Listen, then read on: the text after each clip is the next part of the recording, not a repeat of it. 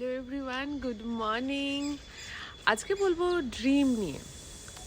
আমরা যে ড্রিম দেখি না, সেটা পজিটিভ বা খারাপ হোক ভালো হোক, ড্রিম আমারই ভেহিকেল সম্পর্কে কিন্তু অ্যাওয়ার করে। তো আগেই বলেছি যে আমাদের ভেহিকেলরা কিন্তু অনেক এলিমেন্টাল বা লাইফ ফর্ম, তাদের স্পিরিটরা তৈরি করে, physical or emotional or mental.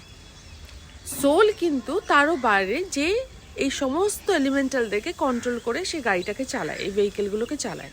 কিন্তু যখনই এই এলিমেন্টালরা এই গাড়ির ড্রাইভার হয়ে যায়, তখনই কিন্তু আমাদের লাইফে অনেক স্ট্রাগল শুরু হয়ে যায়, ইমব্যালেন্সেস শুরু হয়ে যায়।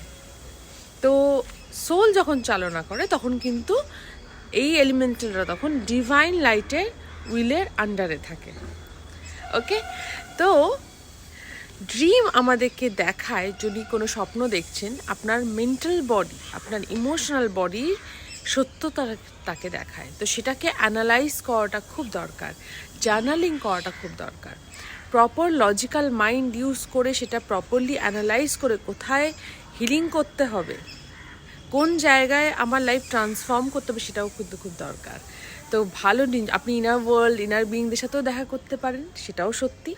আবার বাজে স্বপ্নটাও, সেটা আপনার বডি আপনাকে দেখিয়ে দিচ্ছে, সেটাও